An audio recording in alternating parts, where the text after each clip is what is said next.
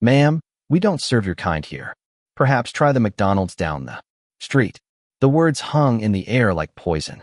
Brittany, the blonde hostess, smiled as she deliberately tore Mia's reservation printout in half.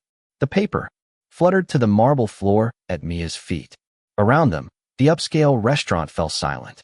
Silverware stopped clinking. Conversations died mid-sentence. Phone cameras emerged from designer handbags, recording every second of the humiliation. Maya stood perfectly still in her tailored navy blazer. Her expression remained calm, almost serene. Only her manicured fingers, tapping once against her Hermes bag, betrayed any emotion. The hostess stepped closer, voice dripping with false concern. I'm sure you understand. This establishment has certain standards. Maya's lips curved into the faintest smile. Standards? She repeated softly. Have you ever been judged by your appearance before anyone knew your true power? 20 minutes earlier, Maya had confirmed her 8 p.m. reservation through OpenTable. The confirmation email sat in her iPhone. Timestamp. Clear. 7:42 p.m. She showed the screen to Brittany. System must have glitched. Brittany said without looking. We're fully booked through New Year's. Maya glanced past the hostess station. 6. Empty tables dotted the dining room. White tablecloths pristine and waiting. The restaurant held maybe 30 people in a space designed for 80. I see several available tables, Maya said quietly. Brittany's arms crossed over her chest, blocking the entrance. Those are reserved for our regular clientele, people who fit our atmosphere. The words carried weight beyond their surface meaning. Maya had heard this language before in boardrooms and country clubs. The careful dance of discrimination dressed in business speak. Derek, the assistant manager, approached. With practiced concern, his eyes scanned Maya from head to toe, lingering on her skin color before settling on her face. The assessment took 3 seconds. The judgment less than 1. Is there an issue here? Derek's smile never reached his eyes. No issue, Maya replied, simply honoring a confirmed reservation. At table 12, Zara Martinez looked up from her food blog notes. The 28-year-old influencer had built her, following on authentic restaurant reviews. Her phone was already recording when she hit the Instagram Live button. Hey everyone, Zara here at Meridian Prime. She whispered to her camera. Something's happening at the hostess station. This is not okay. The viewer count climbed. 47, 89, 156. People watching in real time. Derek positioned himself beside Brittany, creating a human wall. Ma'am, I'm going to have to ask you to respect our establishment standards. Standards? Maya's voice held no emotion. She checked her Cartier Santos watch. 8:02 p.m. Interesting word choice. Her phone buzzed against the hostess stand. The caller ID read Goldman Sachs Private Wealth. Maya declined the call without looking. Look, honey. Brittany's voice dropped to a stage whisper meant to carry. This isn't a place for food stamps. Maybe try somewhere more budget-friendly. The comment hit like a slap. Conversations at nearby tables stopped entirely. Phones appeared in more hands. Cameras rolling. Maya remained statue still. Her fingers found the edge of her handbag where a black card peeked from the leather fold. Not just any black card. The distinctive design of an American Express Centurion. The card that required a $10,000 annual fee and no preset spending limit. I have exactly 10 minutes before my business partner arrives, Maya said, checking her watch again. Would you prefer to resolve this professionally? Derek stepped closer, invading her personal space. Ma'am, you need to understand something. We have a reputation to maintain. Our guests expect a certain environment. The coded language wasn't subtle. Maya had faced this before, but never quite so blatantly. These real-life stories of discrimination played out daily across America, hidden behind polite words and business policies. Zara's live stream hit 400 viewers. Comments flooded the screen. This is disgusting. Someone called the manager. What restaurant is this? Film everything. Call security. Derek murmured to Brittany loud enough for Maya to hear. If she doesn't leave voluntarily. Mia's expression didn't change. If anything, her smile grew slightly. Security, of course. A busboy named Carlos paused near their group, pretending to wipe down the hostess station. His uncomfortable glances between Maya and the managers spoke volumes. He'd seen this script before. 9 minutes, Maya said softly, checking her watch again. Brittany leaned against the hostess stand, confident in her position. Honestly, I don't know why. People like you even try places like this. There's a perfectly good Applebee's in the mall. The comment sparked immediate reaction from nearby diners. An elderly white couple at table 6 looked mortified. A young businessman pulled out his phone to record. Even the sommelier stopped. Mid-pour to stare. Maya's handbag sat open on the hostess counter. Inside, visible to anyone paying attention, was a first-class Emirates boarding pass stub dated 3 days prior. Dubai to JFK, seat 2A. The ticket cost more than most people's monthly salary. Derek, she said, her voice carrying a new edge. Before you continue, you might want to ask yourself one question. What's that? Do you know who you're talking to? Derek's laugh held genuine amusement. Lady, I don't care if you're Oprah Winfrey. This is my restaurant, and you're not welcome here. Maya's smile widened. She pulled out her phone and typed a quick message. Confirmed. Option 7 is authorized. Deploy immediately. The reply came within seconds. Understood. ETA 2 minutes. 8 minutes. Maya announced, returning her phone to her purse. The livestream viewer count passed 800. Hashtags began forming organically. Hashtag #EdRestaurant Racism, hashtag Meridian Prime. Discrimination. The touching stories emerging in comments revealed how common these experiences were for Black diners across the country. Maya stood perfectly still, hands clasped in front of her. She studied Derek's face, memorizing every detail. This moment would matter later. I'll give you one final opportunity. Derek said, leave now and we'll forget this happened. Stay? And I call the police for trespassing. Maya checked her watch one last time. 7 minutes remaining. Outside, through the floor-to-ceiling windows, a black Escalade pulled to the curb. The restaurant's general manager emerged from his office like a storm cloud. Richard Whitmore had run Meridian Prime for 12 years, building what he called an exclusive dining experience. His silver hair and expensive suit projected authority earned through decades in upscale hospitality. What's the commotion? Richard's voice carried across the dining room. Derek straightened, sensing backup. Sir, we have a situation. This woman is refusing to leave despite not having a valid reservation. Richard sized up Maya in seconds. His expression shifted almost imperceptibly, the practiced mask of customer service barely concealing his judgment. Ma'am, I understand there's been some confusion, Richard said, his tone suggesting anything but understanding. Unfortunately, we are fully committed this evening. Perhaps I can recommend some excellent establishments more suited to your preferences. Maya's watch read 8:04 p.m. 6 minutes. I'm sorry. Richard leaned forward. 6 minutes until my business partner arrives. We have a confirmed 8 p.m. reservation under Maya. Richard glanced at Derek, who shook his head minutely. The silent communication spoke volumes about their usual coordination. I'm afraid there's no reservation under that name. Richard lied smoothly. Our system shows we're completely booked. At table 12, Zara's live stream had exploded. Over 1,200 viewers watched the confrontation unfold. Comments streamed faster than she could read them. Which restaurant is this? Someone call Channel 7 News. This is 2025, not 1955. Get their names. The hashtag Meridian Prime racism began trending locally within the Manhattan dining scene. Food bloggers were already sharing the stream, amplifying the reach exponentially. Sir, Maya said, her voice carrying new steel. I'm going to ask you once more to honor my confirmed reservation. Richard's smile grew condescending. Ma'am, I've been in this business for 25 years. I know how to run a restaurant, and I know our clientele. This establishment caters to a very specific demographic. The words hung in the air like an admission of guilt. Several diners gasped audibly. Phone cameras multiplied across the room. Security is on the way, Derek announced, checking his own watch. You need to leave now. 2 uniformed guards entered through the main entrance.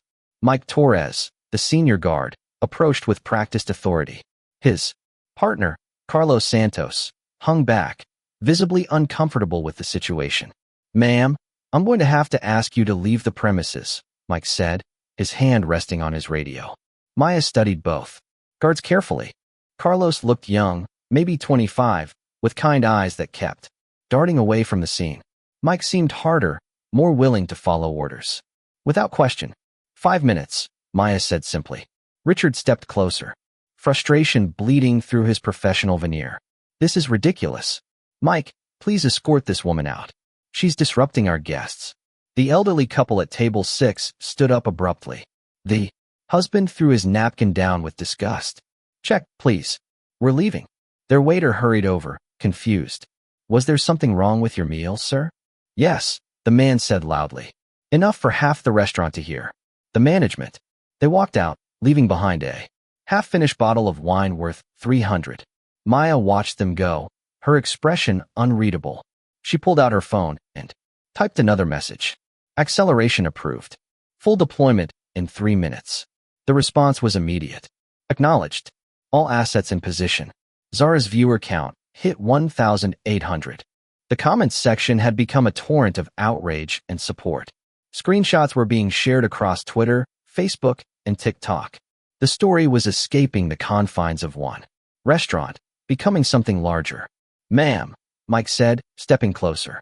I don't want to have it to physically remove you, but I will if necessary. Maya looked directly at Carlos. Something in her gaze made him straighten unconsciously. Officer Santos, she said, reading his name tag. How long have you worked security? Carlos blinked, surprised to be addressed directly. 6 months, ma'am. Do you enjoy your job? Richard interrupted sharply. Don't engage with her, Carlos. Just do your job. But Carlos found himself answering. Anyway, most days, yes, ma'am. We mainly handle small disputes. Nothing like he gestured helplessly at the scene. For minutes, Maya announced. Brittany had been watching from behind. The hostess stand, growing more agitated. This is insane. Why are we even entertaining this? Just drag her out. Her raised voice carried across the restaurant. The business executive at table 8 was now openly recording with his phone. A food critic from New York Magazine looked up from her notes, recognizing the makings of a career-ending scandal. Richard made a decision. Mike, Carlos, please escort this woman from the premises immediately. Use whatever force necessary. The words would later be analyzed frame by frame in the viral videos. Whatever force necessary against a calm, well-dressed woman asking to honor a reservation. Maya checked her watch. 8:07 p.m., 3 minutes. She reached into her handbag and pulled out her phone. The Goldman Sachs contact was calling again. This time she answered. Maya speaking. Yes. The preliminary assessment is complete. Confirmed for immediate execution. Thank you. The call lasted 15 seconds. Everyone in earshot heard her end. Proceed with the acquisition. Richard laughed dismissively. Acquisition, lady. What are you going to acquire? A Happy Meal? Derek joined the laughter. Even Brittany smirked at what seemed like an elaborate bluff. Maya returned her phone to her purse and checked her watch again. 2 minutes. Outside, the black Escalade's engine continued running. Through the tinted windows, figures moved in the back seat. Official-looking documents exchanged hands. Zara's live stream broke 2,000 viewers. Local news stations were monitoring social media feeds, recognizing a developing story. The restaurant's own security cameras captured every word, every gesture, building an incontrovertible record. Final warning, Mike said, moving toward Maya. Come with us voluntarily, or we'll arrest you for trespassing. Mia stepped backward toward the entrance, her hands visible and non-threatening. I'll wait outside then. For exactly 90 seconds more. She moved toward the door with quiet dignity. Richard called after her. And don't come back. This restaurant doesn't serve people like you. The words echoed across the dining room. Multiple camera phones captured his face as he said it. The hostility, the arrogance, the complete confidence in his position. Maya paused at the threshold and turned back. For the first time all evening, she smiled genuinely. Mr. Whitmore, she said clearly. You're absolutely right. After tonight, this restaurant will never serve people like me again. Something in her tone made Richard's triumph falter. The smile was wrong. Somehow. Too confident, too knowing. Maya stepped outside into the cool evening air. Through the windows, she could see the staff gathering, celebrating their victory. Brittany was actually high-fiving Derek. She checked her watch one final time. 8:09 p.m. Showtime, she whispered to herself. The Escalade's doors opened. A tall man, in a charcoal Tom Ford suit, emerged from the Escalade. James Morrison carried himself with the quiet authority of someone accustomed to high-stakes negotiations. His briefcase bore the embossed logo of Morrison and Associates, one of Manhattan's most prestigious corporate law firms. Maya met him on the sidewalk. Right on time, James. The paperwork is finalized, he said, handing her a leather portfolio, signed, sealed, and filed with the state. At exactly 8:05 p.m. inside the restaurant, Richard watched through the window with growing unease. The woman who'd just been escorted out was conducting what appeared to be a business meeting. Who is that guy? Derek asked, squinting at the well-dressed lawyer. Probably her cousin. Or something, Brittany said dismissively. People like her always try to make themselves look important. Maya opened the portfolio and reviewed the documents inside. Her signature appeared on the final page next to an official notary seal. The timestamp read 8:05 p.m. exactly 4 minutes ago. Shall we proceed with the announcement? James asked. Maya looked through the restaurant's windows. Inside, the staff had returned to their stations, confident in their victory. Richard was glad, handing a table of regular customers, probably spinning the story of how he'd handled an unfortunate situation. Let's give them another minute to enjoy their success, Maya said. James checked his watch. The wire transfer cleared at 8:07. Legal ownership transferred simultaneously. We're operating within all regulatory requirements. At table 12, Zara's live stream had reached 2,400 viewers. The comments section moved too fast to follow, but she caught glimpses. What's happening outside? Who is that man? This is getting crazy. Maya and James approached the restaurant entrance. Through the glass doors, they could see the hostess station where this confrontation had begun just minutes earlier. Ready? James asked. I've been ready for this moment for years, Maya replied. They entered together. The hostess station fell silent as every eye in the restaurant tracked their movement. Brittany looked confused. Derek appeared nervous, and Richard's confident expression began to waver. Excuse me, Richard called out. I thought I made it clear that you weren't welcome here. Maya stopped at the hostess station, exactly where she'd stood 15 minutes earlier. James positioned himself beside her, briefcase in hand. Mr. Whitmore, Maya said calmly. I'd like to introduce you to James Morrison, senior partner at Morrison and Associates. He's here regarding a business matter. Richard's laugh sounded forced. Lady, I don't know what game you're playing, but this restaurant isn't for sale. Actually, James said, opening his briefcase. It was as of 8:05 p.m. this evening. The sale is complete. He withdrew a tablet and activated the screen. The document displayed was unmistakably legal. Corporate letterhead, official seals, notarized signatures. This is ridiculous, Derek said, but his voice lacked conviction. James turned the tablet toward the gathered staff. The header read, Asset Acquisition Agreement, Meridian Prime Restaurant. Maya stepped closer to Richard. Effective immediately, Mr. Whitmore. Your employment is terminated. You have 30 minutes to collect your personal belongings and leave the premises. The words hit like a physical blow. Richard's face went white, then red with rage. You can't fire me. I've been here 12 years. This is impossible. James consulted his tablet. According to the employment contract on file, all staff serve at the pleasure of the ownership entity. As of 8:05 p.m., that entity is Maya Hospitality Group. Maya reached into her handbag and withdrew a business card. She placed it on the hostess station where her torn reservation had fallen 20 minutes earlier.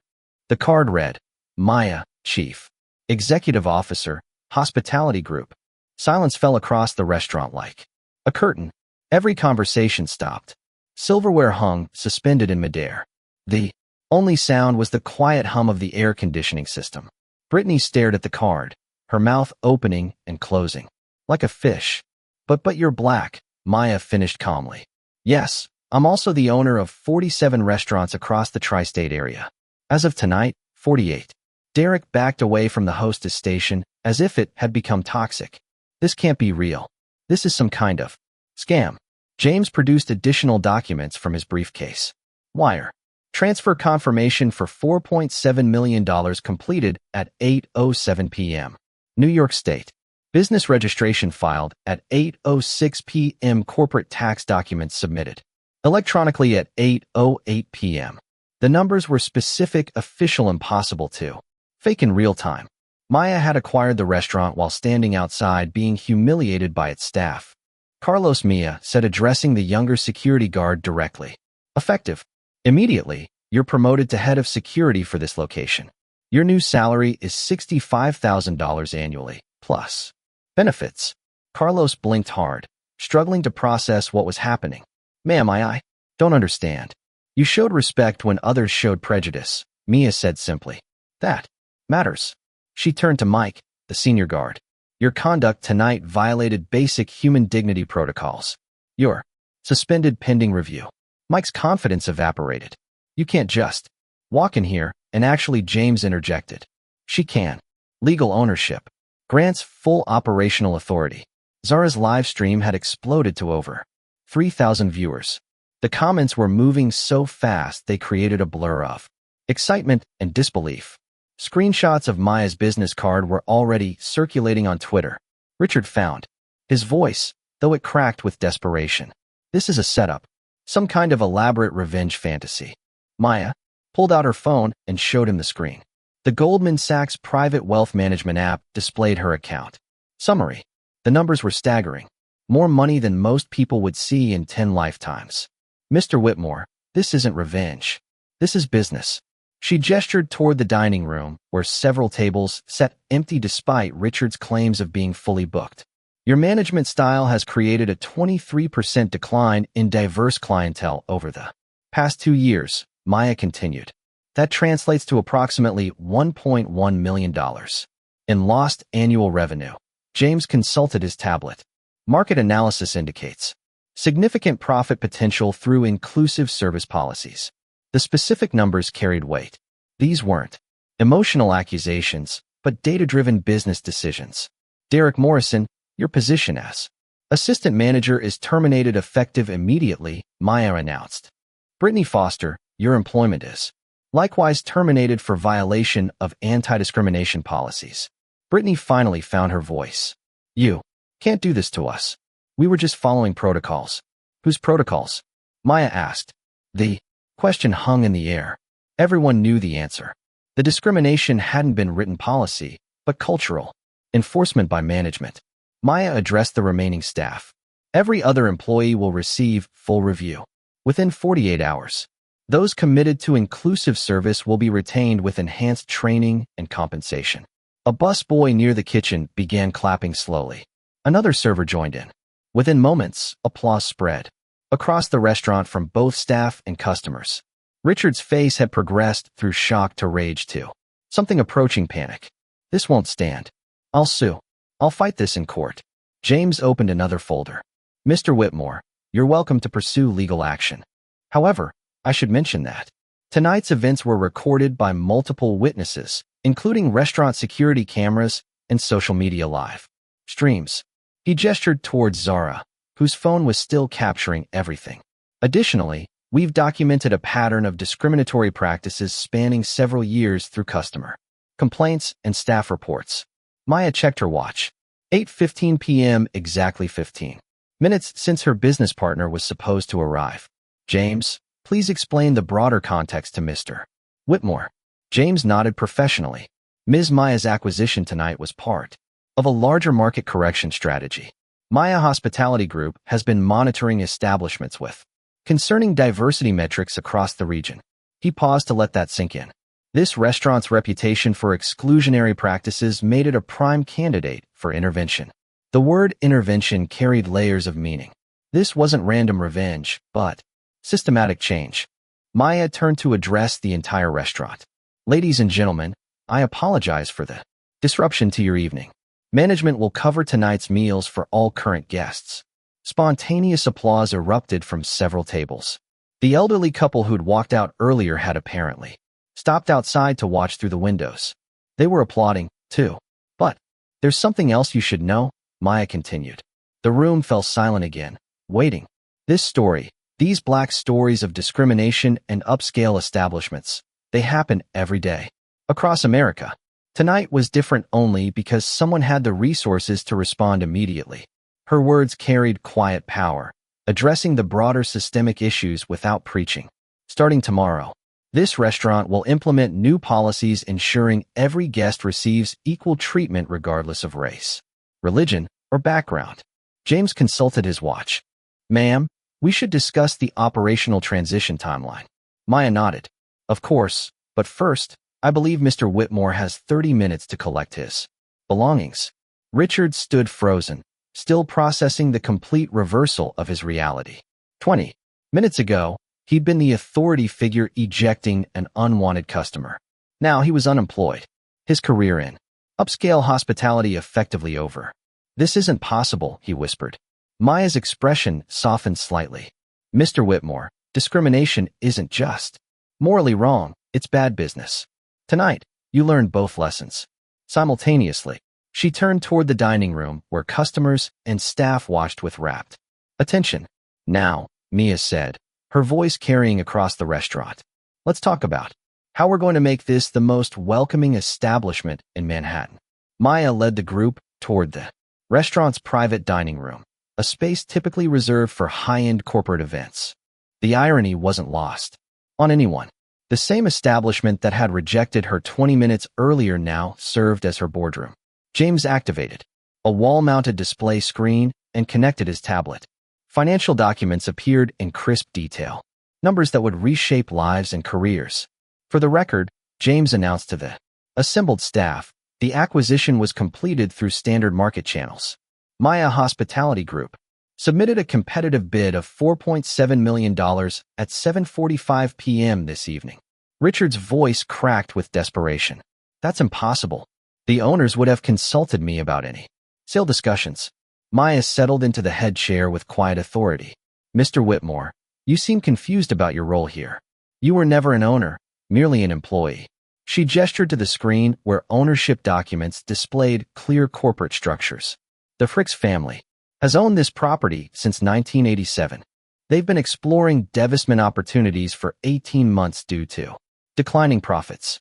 James pulled up financial reports spanning 3 years. The numbers painted a stark picture of gradual revenue decline. Under your management, Maya continued, this restaurant has lost $1.3 million in potential annual revenue through exclusionary practices. The data was devastating. Customer surveys showed consistent patterns.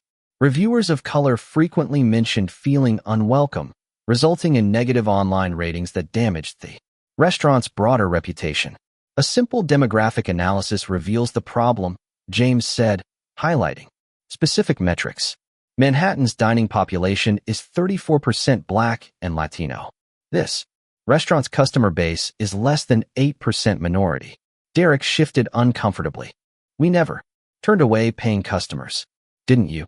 Maya's voice carried quiet. Steele, tonight alone, you rejected a confirmed reservation, suggested I try McDonald's, and threatened me with arrest. She paused, letting the words sink in. How many other potential customers received similar treatment over the past 12 years? The question hung in the air, like an indictment. Staff members exchanged uncomfortable glances, remembering incidents they'd witnessed or participated in. Mia stood and approached the financial display. Let me show you what inclusive hospitality looks like. She pulled up revenue reports from 3 other Maya hospitality properties, restaurants in similar neighborhoods with comparable price points. The Meridian in Tribeca serves a 41% minority clientele. Annual revenue $6.20 $2 million. Maya's Table in Soho, 38% minority customers. Annual revenue $5.8 million. Golden Dragon Uptown, 45% minority clientele. Annual revenue $7.1 million. The numbers spoke for themselves. Inclusive policies weren't just morally correct, they were profitable. This establishment, Maya continued, grossed $3.9 million last year. You're leaving approximately $2 million annually on the table through discriminatory practices. Richard's face had gone ashen. The mathematical reality of his management failures was undeniable. Now, Mia said, returning to her seat, Let's discuss immediate operational changes. James distributed printed documents to the remaining staff. The pages outlined comprehensive policy reforms that would transform the restaurant's culture. Effective immediately, all staff will undergo 40 hours of unconscious bias training. Maya announced, this training is mandatory for continued employment. She looked directly at Derek, who was frantically reading his termination letter. Mr. Morrison, your discriminatory conduct tonight violated federal civil rights statutes, specifically Title II of the Civil Rights Act of 1964, which prohibits discrimination in public accommodations. Derek's hands shook as he read the legal language. I was just following standard procedures. Whose procedures? Maya asked again. Show me the written policy that instructs staff to reject black customers. Derek couldn't answer because no such policy existed in writing. The discrimination had been cultural, enforced through unspoken understanding. In management example, James consulted his legal notes. Mr. Morrison, your statements tonight were recorded by multiple witnesses, suggesting that a customer try McDonald's based on their race constitutes clear discriminatory intent. The legal framework was solid. Mia's team had documented everything carefully, building an airtight case. Here's what happens next, Maya said, addressing the entire group. Mr. Whitmore and Mr. Morrison, you have 30 minutes to collect personal belongings and leave. Security will escort you from the building. She turned to Carlos, who still seemed stunned by his promotion. Carlos, your first assignment as head of security is ensuring they leave peacefully. Carlos straightened, finding his voice. Yes, ma'am. I understand. Maya continued outlining the transition plan. All remaining staff will receive comprehensive review within 48 hours. Those demonstrating commitment to inclusive service will be retained with enhanced compensation. She pulled up salary charts on the display. The numbers were impressive across the board. Raises averaging 15% for staff who completed bias training successfully. Additionally, we're implementing performance metrics based on customer satisfaction across all demographic groups. James distributed tablets showing the new evaluation system.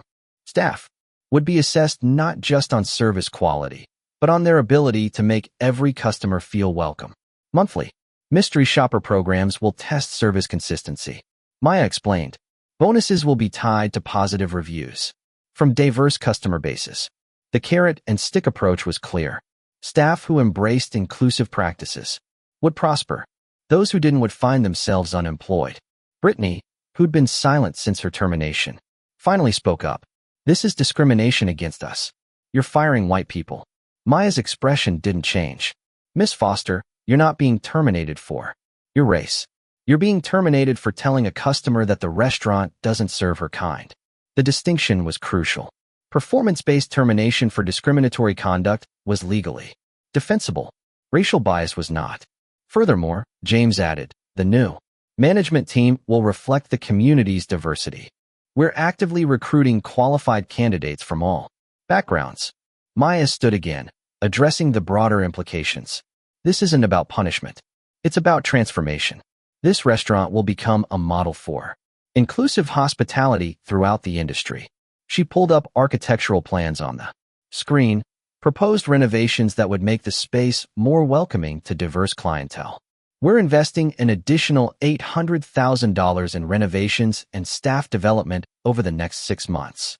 The commitment was substantial, demonstrating serious intent beyond symbolic gestures.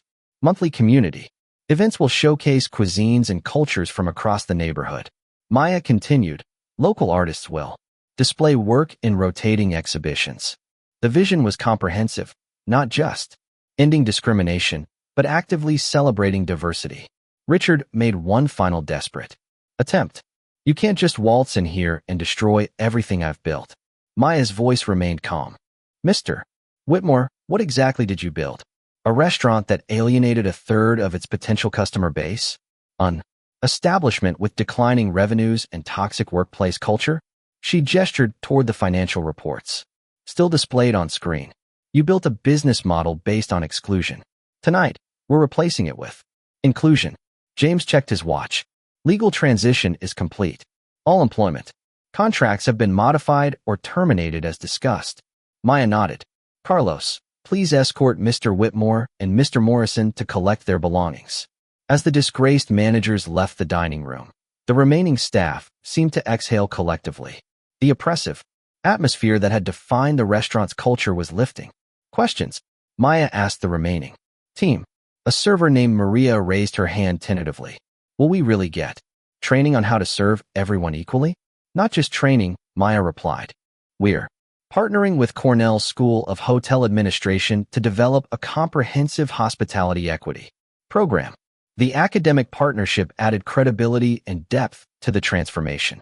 Additionally, staff will receive cultural competency education and language support for better customer communication. Maya pulled up employment statistics from her other properties. Employee retention rates were significantly higher at inclusive restaurants, creating more experienced professional service teams. These changes aren't charity, she emphasized. They're smart business. Inclusive restaurants consistently outperform exclusive ones in revenue, employee satisfaction, and customer loyalty. The data backed up every claim. This wasn't idealistic social engineering, but proven business strategy. Anyone uncomfortable with serving all customers equally is welcome to seek employment elsewhere, Maya said diplomatically. This transition is voluntary for existing staff, but commitment must be genuine. She looked around the room, meeting each person's eyes. Tomorrow, we begin rebuilding this restaurant's reputation, not through marketing campaigns or publicity stunts, but through consistent, excellent service for every single customer. The transformation had begun. 6 weeks later, Maya returned to the restaurant for her first official dinner as owner. The transformation was remarkable, not just in decor, but in atmosphere. The space hummed with genuine warmth instead of manufactured exclusivity. Kesha Williams, the new hostess, greeted her with professional enthusiasm. Good evening, Miss Maya. Your table is ready. The young black woman had been promoted from server after completing the hospitality equity program with distinction. Her presence at the front desk sent an immediate message about the restaurant's new values. Maya surveyed the dining room as she walked to her table. The clientele reflected Manhattan's true diversity. Families of various backgrounds enjoying special occasions. Business professionals conducting deals. Couples celebrating anniversaries. Carlos approached in his new head of security uniform, confidence replacing the uncertainty she'd seen that first night. Miss Maya, how are the new protocols working? She asked. Beautifully, Carlos replied. We've had zero discrimination incidents since reopening. Customer satisfaction scores are up 47%. The numbers told the story better than any speech. Maya's data-driven approach was producing measurable results. At Table 12, the same spot where Zara had live-streamed the original confrontation, a family was celebrating a grandmother's birthday. The elderly Latino woman was surrounded by 3 generations, their laughter carrying across the restaurant. That's Mrs. Rodriguez, Kesha mentioned, as she seated Maya. She said she'd never felt comfortable in upscale restaurants before. Now she comes twice a month with different family members. These real-life stories of transformation were multiplying throughout the community. Word of mouth recommendations from previously excluded customers were driving significant new business. Maya opened the redesigned menu, which now featured dishes representing the neighborhood's cultural diversity alongside traditional American cuisine. The Colombian AO sat beside classic beef Wellington, both prepared by the expanded kitchen team. How's the staff transition progressing? Maya asked Maria, her server from that first night. It's been incredible, Maria replied. The training wasn't just about bias. We learned about different cultural dining customs, dietary restrictions, communication styles. I'm a better server for everyone. Now, the comprehensive education program had exceeded expectations. Staff members reported feeling more confident and professional, equipped to serve any customer who walked through the door. Maya's phone buzzed with a text from James. Monthly review complete. Revenue up 34% from same period last year. Staff retention at 96%. The financial turnaround had been swift and substantial. Inclusive policies weren't just ethically correct. They were dramatically profitable. During dessert, Maya noticed a familiar face at the bar. Richard Whitmore sat alone, nursing a whiskey and staring at his former domain. Their eyes met across the room. Maya approached his table with measured steps. "Mr. Whitmore." Richard looked up with a mixture of shame and resentment. "Congratulations. You got what you wanted." "This was never about what I wanted," Maya replied calmly. "It was about what the community needed."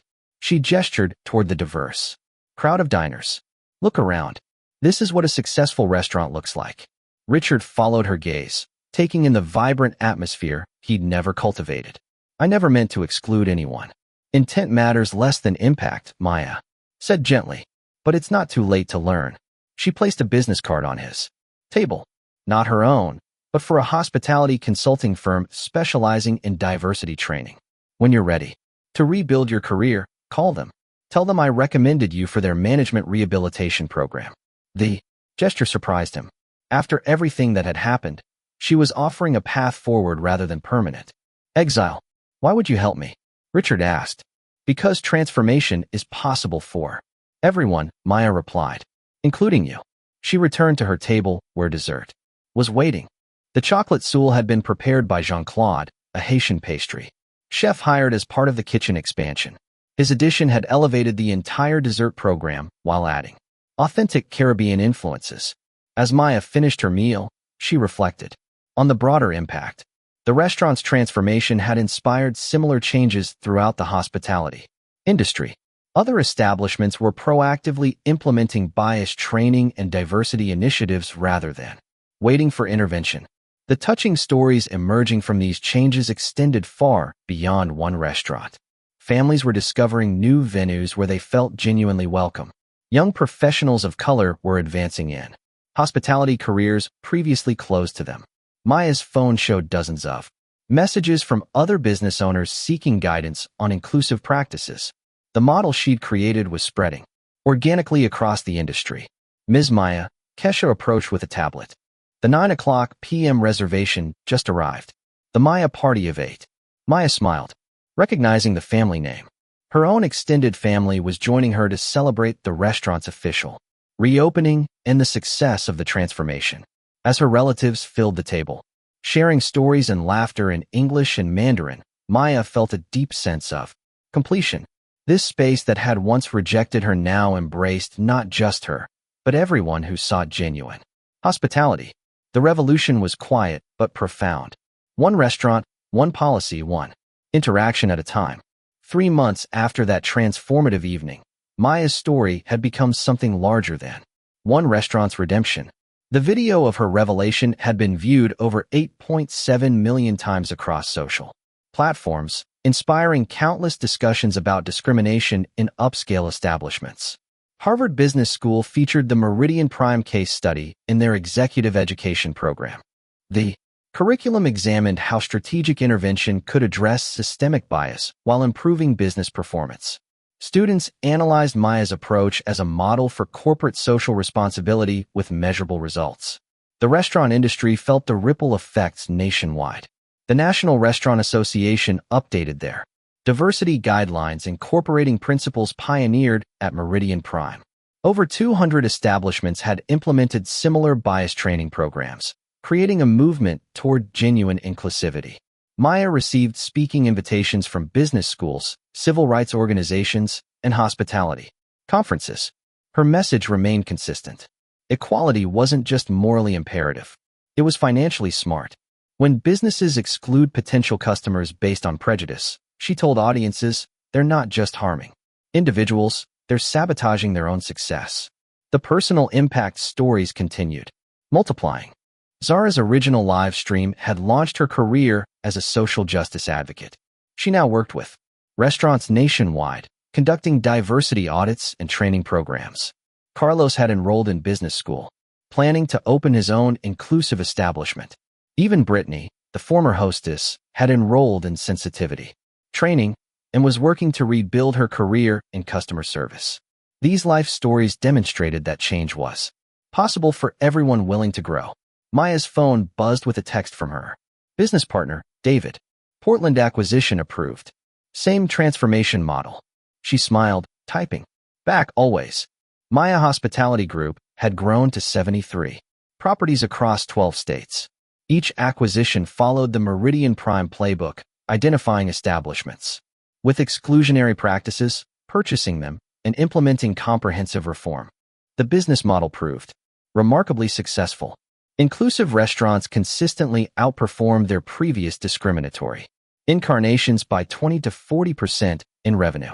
Employee satisfaction surveys showed dramatic improvements in workplace culture and professional development opportunities. Maya stood outside the original Meridian Prime, watching the evening crowd arrive. Young professionals, elderly couples, families with children, all backgrounds, all welcomed with genuine enthusiasm. A teenage girl approached hesitantly. "Excuse me, are you Maya?" "I am. My mom showed me your video. She said, you prove that one person can change everything." Maya smiled, remembering her own moments of doubt and determination. Not one person, many people choosing to do better, one interaction at a time. The girl nodded seriously. "I want to open a restaurant someday. Can I ask you something?" "Of course. How do you make sure you never become the person you once fought against?" The question revealed wisdom beyond the girl's years. Power could corrupt even those who'd experienced powerlessness. "You remember where you came from," Maya replied, "and you listen when others tell you their stories." As the girl walked away, Maya reflected on the journey from humiliation to transformation, from individual injustice to systemic change. The real victory wasn't owning restaurants. It was creating spaces where everyone belonged. Your experiences matter. Have you witnessed discrimination in restaurants or businesses? Share your story in the comments below. These Black stories and real-life stories help expose patterns that need changing. If this resonates with your experiences, hit subscribe and the bell icon for more touching stories of people transforming injustice into positive change. Share this video with someone who needs to see that strategic action can create powerful, lasting reform. Together, we can build a more inclusive world, one business at a time. What systemic changes would you implement if you had Maya's influence? Let's discuss solutions that move beyond individual incidents to create industry-wide transformation.